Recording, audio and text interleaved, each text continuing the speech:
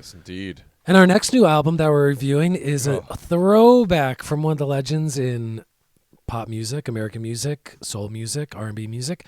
It is an album by Smokey Robinson. It's called GASMS. This is the first album of all new material by Smokey Robinson since 2009. To set up this album, Smokey Robinson is an 83-year-old man, and this is a concept album about sex and other forms of pleasure.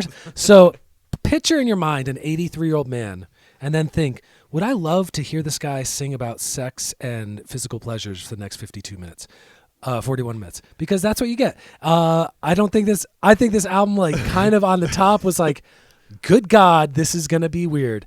It's weird for like 8% of it, and then the rest, in my opinion, was actually pretty decent. This was produced by Smokey Robinson. I don't know when it was worked on. It said on Wikipedia, worked on the album for the last 5 to 6 years, but also credited Ricky Lawson on drums, and Ricky Lawson died 10 years ago. So I don't know. And the drums sounded like Ricky Lawson. Like, the drums are perfectly on point. Ricky Lawson famously played with Whitney Houston, Stevie Wonder, Michael Jackson, etc. So who knows? Like, if the instrumentals are from a decade ago and the vocals are from 4 years ago, I don't know. But what did you guys think about this album? Well, let me just tell you, when I first heard the song "GASMS," the title track, GASMS. And the opening track, I thought, my God, how many times is he going to say the word "gasms"? I counted 65 just for the record. Oh, boy. I counted 65 Over gasms. 4 minutes. It's a lot of gasms. There's a lot of gasms. Ironically enough, he never actually says orgasms, but he does say eye-gasms and ear-gasms, and your-gasms. And your-gasms. Mind-gasms. And mine-gasms. Getting late-gasms. Yep. I'm hard to shake gasms. I don't know. He's knocking on wood. He's crazy. Yeah, in the verse where he goes, "I'm knocking on wood." You're it's like, so I know what funny. you're talking about, Smokey. But I liked it. I really did. It's kind of like turned into like a guilty pleasure record for me over the course of this past week. I'm like, yo, man, go Smoke Show. You know, on one end, you can look at it and be like, he's an 83-year-old man. It's kind of creepy. But on the other end, you look at it and you go, he's an 83-year-old man. He's had lots of gasms in his life. He has the right to, yeah. You know, and he has a lot of experience. He knows the difference between a bad gasm and a good gasm. I'm here for the good gasms. I'm so like, I don't know how I feel about this record. It's so like, I'm all over the place with it. On one point, I'm like, yeah, do it till you die. And I am like that. And if I am like that, Smokey Robinson has kind of made like his career focal point to have you do it. Like, that's all he's been wanting you to do his whole career is like, just, I want you to get it on and be happy about it. Yeah. And if that's all he's been trying to do his whole life, and this is a work up to that, this whole album... A climax, you might say. A climax to that point. This album is a big representation of what he's done his whole career and who he's always been. And I'm very much kind of there for it. On the other front, this is a whole album, like Jeff said, dedicated to doing the nasty. And who's doing it to this record? Like, that's what I want to know. This record is for doing it. Are old people doing it to this? Are old people buying this record? Are old people listening to this record and doing it to it? Are young people doing it to it? I'm not really interested in doing it to it. So it's these questions I have. Do you know what I mean? Who is this album to do it for? Well, I think the answer is everybody. Yeah. This album I'm going to start with this. It sounds amazing. The instrumentals are like... Fantastic, yeah. They're like thriller level of like perfect articulation and like nuance and taste, in my opinion. This is a man who's like recreating a lot of sounds from the kind of late 60s through like mid 80s, but using the budget that he is afforded by being in the music industry for the last 65 years. Like, I don't know how much this album cost. I don't know how many musicians were on this album. The credits were very hard to find. But there's a lot of standouts on this. There's a lot of great like bongo playing. The opener has a great triangle, like muted triangle player. Great string arrangements, great horn arrangements. The rhythm guitar parts are fantastic. The piano is great. Some like standouts for me. Slow Jam Beside You, track 6. Outstandingly beautiful organ playing. Like, yeah. I think the highlight of the whole album. I think it's hit Smokey's best vocals on the album. It has a spoken word interlude, slow jam style. One of the lines is, I don't want to make you uncomfortable. It's like, well, we're 30 minutes into this, my man.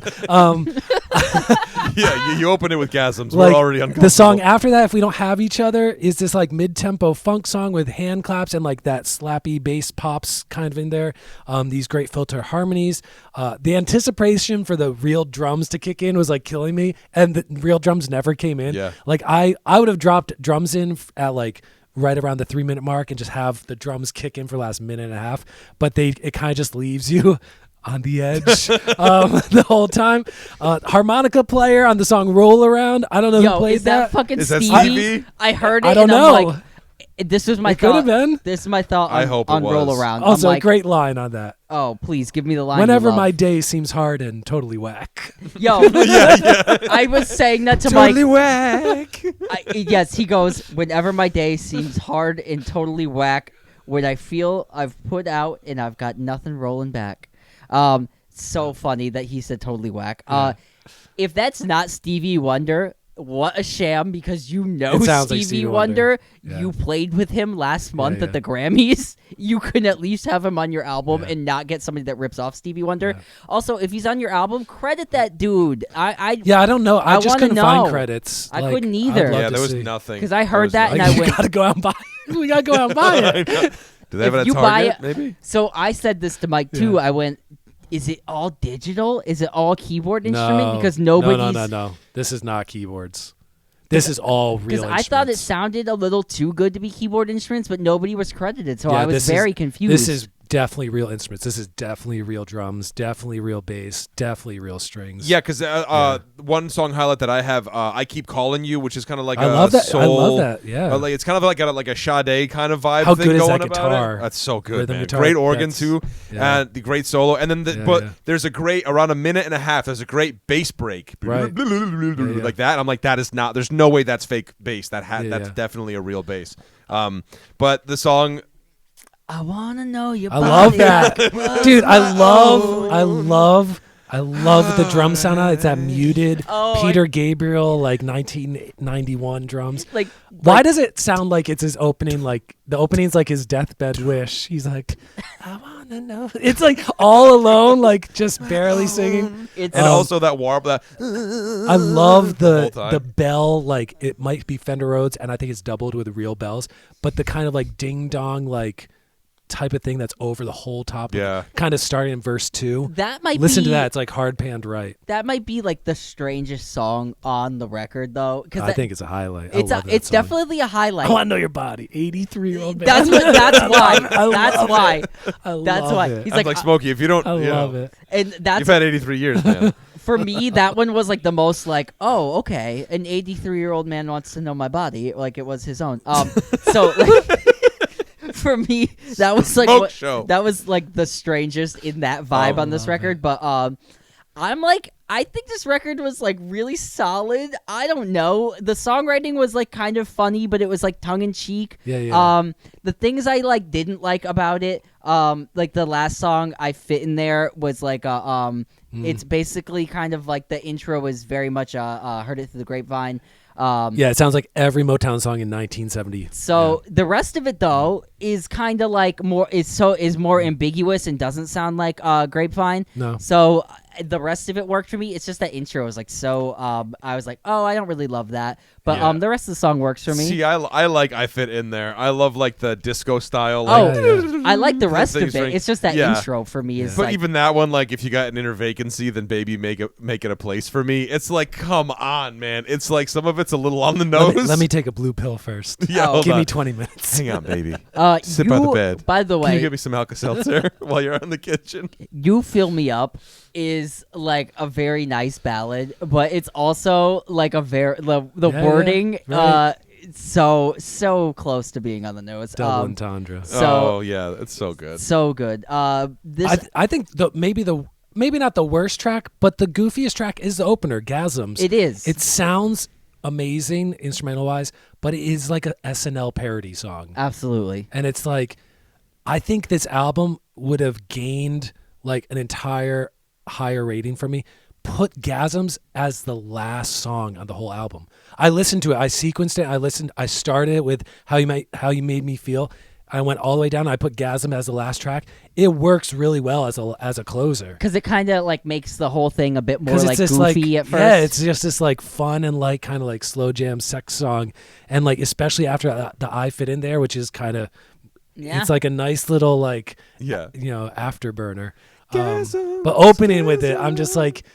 It's the worst part. It's the worst part. I mean, it's the best part because it's the funniest part, but it's the worst part of the album because like it's just so goofy. Yeah, agreed. It definitely rides that line, and I think kind of rides more on the goofy side of it than the serious. This is a great tune. His voice sounds good. Like Mike and I started listening to it on Sunday, and we were talking about like, man, Smokey Robinson, even when he was 25, he sounded like he was 80 years old to me. Like he always relied on the soft, whispery falsetto thing.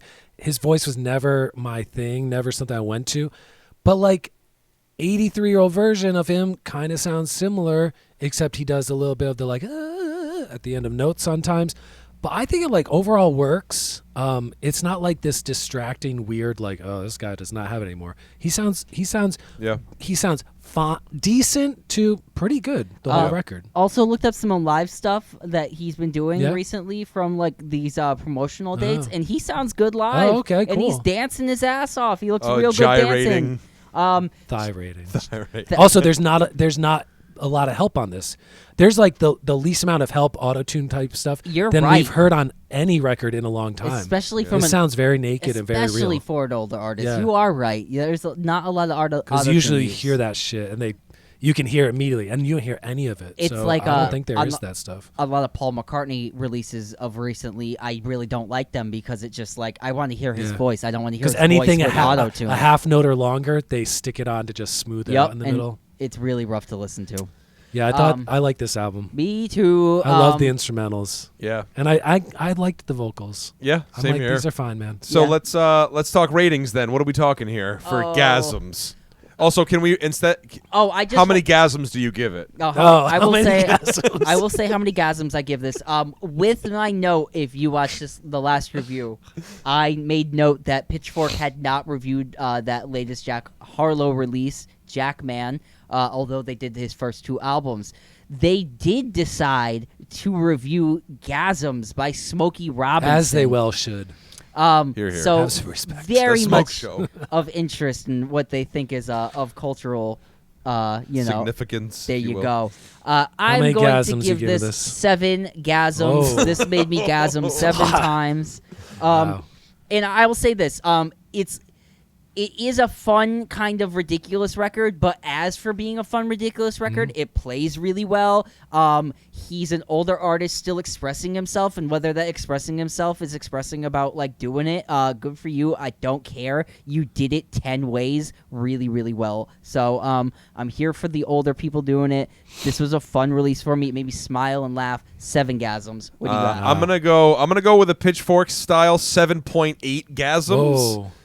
Splitting GASM hairs here, but I'm gonna go 7 point. I'm gonna go. Just couldn't fully make it that 8th one. They had you on the edge. Yeah. That's jokes on you. I'm in. No.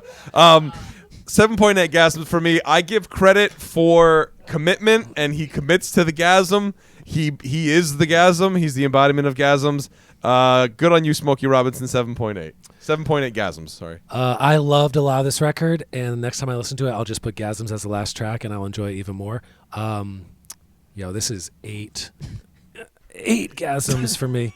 I love like smooth R&B when it's done well, man. I'm here for it, man. Like, I'm here for it. And it's classic. It's not 80s, 90s like overly seductive R&B. It's still in the Motown old soul type of seduction type stuff. So 8 GASMs. 8 GASMs. How many GASMs would you give this record? How many GASMs would you give GASMs? YouTube audience, have you done it to and who do you know somebody that's done it to this record? Please let us know who's doing it. Please let us know who's GASM'd to GASMs. Thank you.